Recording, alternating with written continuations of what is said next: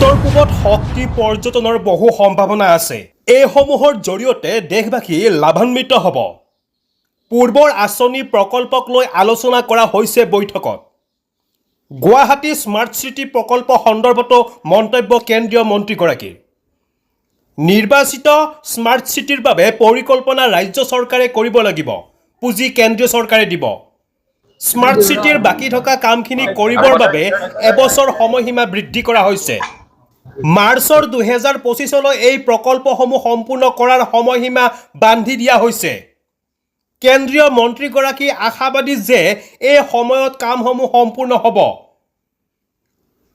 বানত ক্ষতিগ্ৰস্তসকলৰ ৰিপৰ্ট মুখ্যমন্ত্ৰীৰ পৰা পোৱাৰ পাছত প্ৰধানমন্ত্ৰীয়ে পেকেজ ঘোষণা কৰিব। মেট্ৰ' ট্ৰেইন প্ৰকল্প সন্দৰ্ভত মন্তব্য। 7খন ৰাজ্যৰ নগৰসমূহত জনসংখ্যা কম কাৰণে মেট্ৰ' চলাচলত অসুবিধা আছে। जितने प्रोजेक्ट्स हैं उनको रिव्यू किया है, इनकी कुछ कठिनाइयां उनको भी ध्यान किया गया है और जो डिमांड्स हैं उसके ऊपर विचार किया है। कुछ जानकारियां मिली भी, पहली मीटिंग थी, नई जानकारियां हमको ही मिली हैं। मैंने इनको बताया है कि भी after 4 months I will be coming again और एक प्रकार से मुझे भी संतोष हुआ है और यहाँ के लोगों ने भी ये समझा है कि स्वयं मिनिस्टर यहाँ आकर के सारी जानकारियाँ ले रहे हैं। यहाँ क्योंकि एक पर्टिकुलर जो एरिया है इसकी अपने टाइप की हिल एरिया है, फॉरेस्ट एरिया है, कुछ प्रॉब्लम्स हैं और देश के लिए भी इस इलाके को और अच्छा विकसित करने के लिए एक अवसर इसलिए है कि यहाँ पावर का बहुत स्कोप है, पोटेंशियल है। उस पावर को, पोटेंशियल को एक प्रकार से उसका लाभ उठाने के लिए सारे देश को लाभ होगा और देश की इकोनॉमी का लाभ होगा। जैसा देश विकसित भारत इस नाते से 2047 तक बनाने की बात है, उसमें इन इलाकों का भी, इन प्रदेशों का भी अपना योगदान होगा। इसी प्रकार से टूरिज्म के नाते भी ये क्षेत्र जो है बहुत एक प्रकार से लोगों के लिए लाभदायक है। तो इस एरिया का जितनी भी प्रोग्रेस होगी उतना देश के लोगों को भी लाभ होगा। कोई ऐसा डिस्कशन हुआ है क्या कि यहाँ अभी इन 7 स्टेट्स में इतना अर्बनाइजेशन नहीं है कि जिसमें मेट्रो का बहुत बड़ा उपयोग हो सके, क्योंकि एक फाइनेंशियल वायबिलिटी ये मेट्रो की देखी जाती है। जहाँ पॉपुलेशन यहाँ तो एक आध शहर को छोड़ करके बाकी शहरों के कहीं 10 लाख, 15 लाख इसी प्रकार की पूरे स्टेट की पॉपुलेशन है। सिटीज़ के पॉपुलेशन तो 1 लाख, 2 लाख इसी प्रकार से है। तो कम पॉपुलेशन के कारण से शायद उतना अभी फिजिबल नहीं है, जैसे ही पॉपुलेशन के हिसाब से ये गाइड होता है।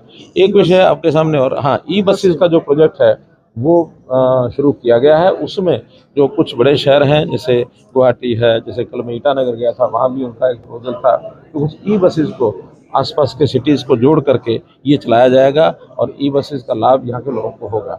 एक विषय और आपके सामने मुझे रखना है कि अब जैसे मैं कल से आया हूँ तो मैंने कई जानकारियाँ ली हैं। जो फ्लड अफेक्टेड एरिया है उसमें काफ़ी नुकसान हुआ है, लगभग 3000 गाँव में, और जो फ्लड अफेक्टेड एरिया आसाम का है उसमें लाखों लोग बेघर हुए हैं। तो वहाँ मुख्यमंत्री जी से मेरी सारी बात डिटेल में हुई है और पीएमओ से भी बात करने के बाद और उसका जो असेसमेंट लिया जा रहा है पूरे जो भी यहाँ पर जिस तरह हानि हुई है इंफ्रास्ट्रक्चर को, तो उसका असेसमेंट लेने के बाद और प्रधानमंत्री जी एक कोई पैकेज यहाँ का घोषणा करने वाले हैं। अलग विषय था वो, एक अलग विषय था, लेकिन वो तो जब हम पहली बार आया था तो यहाँ के लोगों ने कहा कि हमने जो इस प्रकार के प्रोजेक्ट्स डेवलपमेंट में किए हैं तो एक डेवलपमेंट का प्रोजेक्ट दिखाया था, इतना ही मात्र था। लेकिन ये जो फ्लड अफेक्टेड एरिया है इसके प्रति मेरी संवेदना है और जो लोग यहाँ लगभग मुझे बताया गया 60 के आसपास लोगों की जानें चली गई हैं, उनके प्रति मैं संवेदना व्यक्त करता हूँ।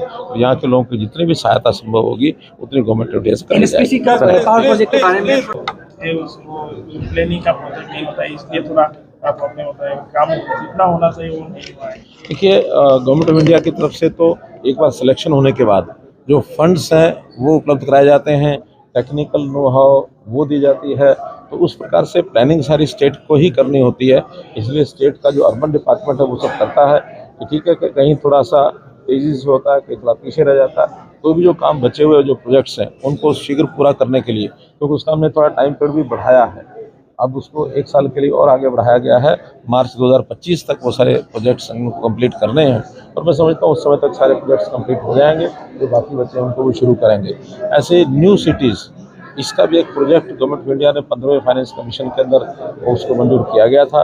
उसमें भी इस रीजन में 2 सिटीज़ को भी सिलेक्ट करना है और उसका यहाँ के सिटीज़ ने जो अपने प्रपोजल रखे हैं उस प्रोजेक्ट के हिसाब से फाइनल करके 2 सिटीज़ को और भी 500 करोड़ रुपये की सहायता दी जाएगी। एनएचपीसी का जो पावर प्रोजेक्ट सर को एयरपोर्ट के लिए निकलना है, पर एक क्वेश्चन और जैसे चल रहे प्रोजेक्ट हैं, चाहे वो PMAY है, चाहे अमृत की स्कीमें हैं, अथवा जो हमारी जो स्कीम्स हैं, पावर की स्कीम्स हैं, उन सब के ऊपर डिस्कशन हुआ है। सर, नॉर्थ ईस्ट के सभी स्टेट एक जैसे डेवलप नहीं है, कुछ कम डेवलप, ऐसा उम्मीद कर सकते हैं कि सभी एक प्लेटफॉर्म में आ सके, एक ऐसा डेवलपमेंट हो? देखिए, डेवलपमेंट वहाँ की ज्योग्राफी के हिसाब से और वहाँ के लोगों की मानसिकता के हिसाब से, फिर वहाँ जैसे ही ज्योग्राफिकल एरिया है उसकी रीच के हिसाब से होता है।